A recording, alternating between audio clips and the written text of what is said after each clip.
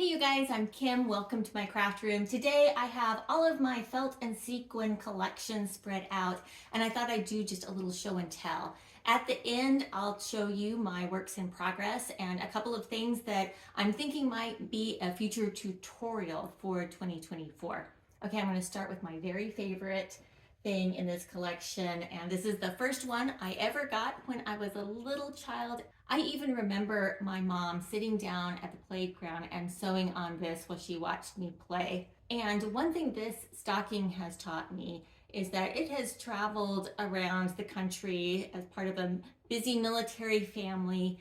And even after all of those moves and packs, and I don't want to tell you how many years, it is still in very, very good condition. So if you like making felt and sequin projects or collecting them, even though they're made out of fairly inexpensive acrylic felt, they're very, very durable if they're sewn well. So I don't have any particular order in mind, so I'm just going to pull these and show them to you, and I'll tell you a little bit about each one of them. So I started with my oldest stocking. This is one of my newer ones, and it is a newer Bucilla kit. And I still haven't finished this. This is for my husband. Still need to finish it. I may need to put this in my other pile. This is one of the styles that I like finding the most. This is just a random project that they probably didn't have a pattern for. Part of it sewed with the machine, part of it's glued on. I'm wondering if George was a puppy dog or if it was a little boy who liked puppy dogs. Love this little one. Oh, these are really neat. I got these at an estate sale where it was kind of like digging through a lot of really old items. The owner of the house had a florist shop at one time, and I think she had some old inventory. These are old made in Japan stockings. They're pretty collectible now. I really like that this has some 3D elements with a little pipe cleaner. This is just like glue and sequin. Thought that was a cute find. This is actually like a flannel rather than a true felt. Oh, this one is fun. I'm not sure if this was a Bucilla kit or not. I'm guessing it was a kit of some sort, but Disney must have done some licensing. I like that it's got some really big sequins on it too. That was cute. Here's a newer one. I think this was probably made in the 80s or 90s, or the kit came out in the 80s or 90s. This one did incorporate some calico cotton. This is a fun era to collect. I really liked that it was pink. I really am not very selective when I pick up items. This is one that I picked up recently, not finished, doesn't have any other of the pieces. The workmanship on it isn't particularly good, but I liked that it has more of a boot shape than a stocking shape. I also will use this for like future inspiration. I really like the vintage style deer there. Here's another newer, like an advent calendar. I'm assuming this is Bucilla. This is probably 90s, the 2000s. A lot of work went into this, and I like how the little surprises in the pockets are sewn in so that they can't be lost. Oh, now we're getting into some of the period that I really like. For some reason, I have two of these stockings. Maybe somebody made them for their kids, but just love the colors, love kind of a little more primitive style. And this fireplace reminds me of, remember those cardboard painted fireplaces that you could get to set up? That was a thing in my childhood in the 70s. This stocking also has a little damage on it, and one day I'm gonna get around to fixing this. I think I'll just re-sew it. I thought this one was really different with the yarn.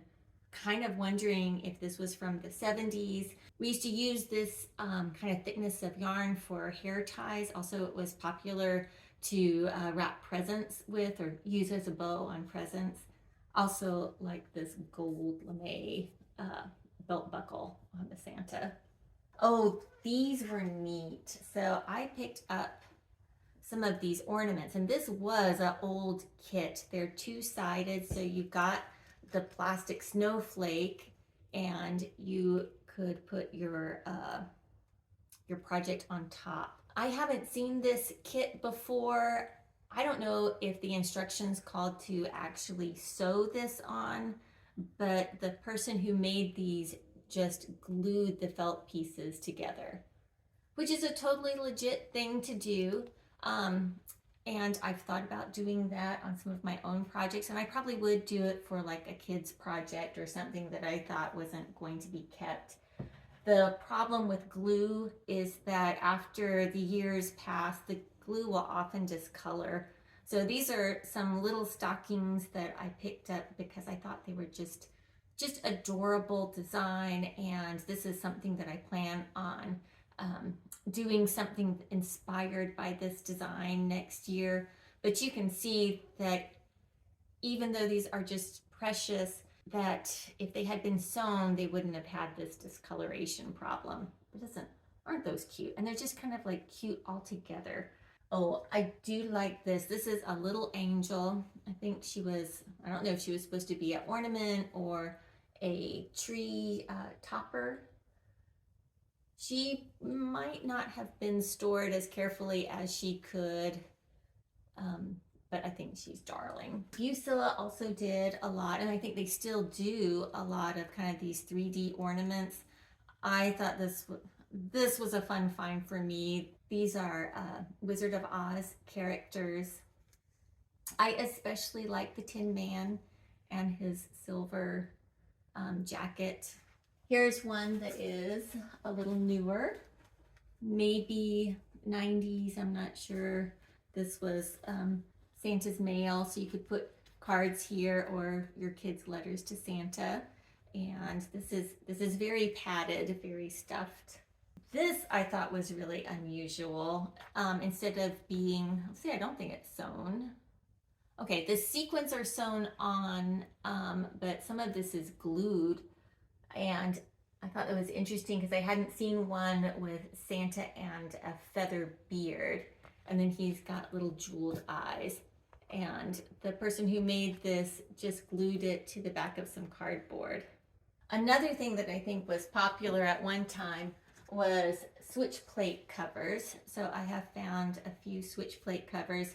To be honest, I haven't figured out how to actually put these on my switch plates because they just kind of fall off. So I think I'm gonna need to get maybe some command tape or something, but I'll need to sew something to the back of them because I don't want to put any sticky on my old felt and sequin projects. Also, I've come across some decorations for doorknobs. So you would just slide the doorknob through here.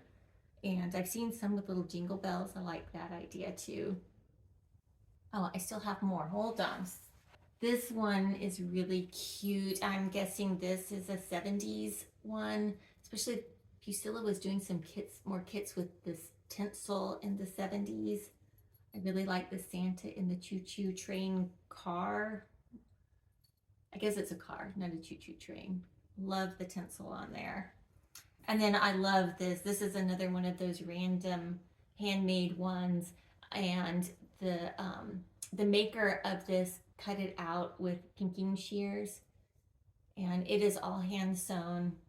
I love the tinsel trim on the tree, and just, you know, as much as I love a good Bucilla stocking that kind of tells the story, I also love just random ones. I guess this one does tell a story. Look at the angel, she's adorable.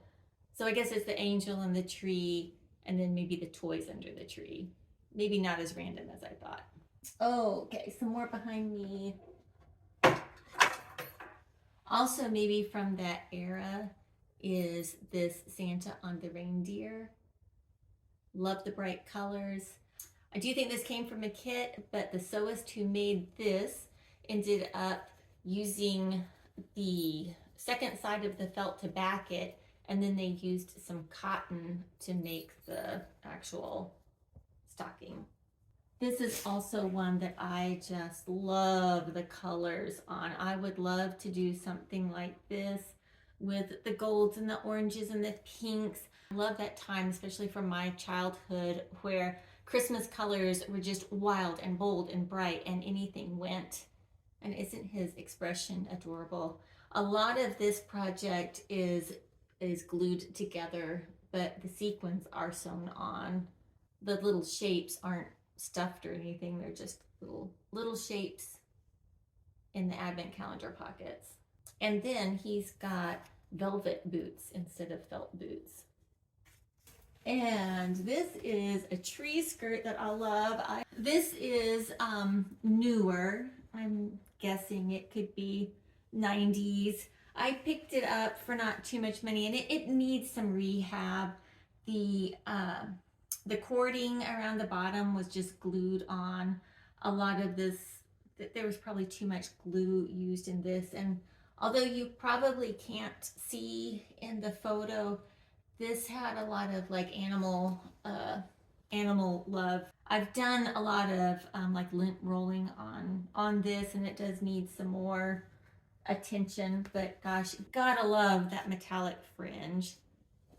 So I'll move on to some of the things that are projects that I've completed recently. These are inspired by little Holt Howard designs. It's a really simple one to sew, and I'll put a link to that tutorial in the description box below. I have also been inspired by some of those 1970s colors and some little angels. My aunt made us these great ceramic Christmas angels around that time that were shaped similar to this angel, and that and some greeting cards were my inspiration for these little carolers. My big finish project is this. The driving force behind this project was I found some of this gold felt at a local craft store, and it reminded me of a Bucilla kit, a Bucilla wall hanging that I have been on the hunt for years, and I have never found it. So I did my best to recreate that design, and if I had been able to get the kit, I never would have like gone rogue and done it myself. It's certainly nothing I'm going to sell or share the pattern for, but I'm really pleased with how much it resembles the one that I was going for. Love these colors. The stocking that I'm working on for my son is inspired by a Bucilla kit from probably the 70s. It's not as much copied from a Bucilla kit as inspired. I added my own little characters to it, and I am doing it in a little different colorway. But this one I will do as a pattern later on in the year, so stay tuned for that. Well, you guys, thank you so much for hanging out with me. I've got some work to do to get this up at my house, and I hope you guys have some fun plans. Until next week, you guys take care. Bye-bye.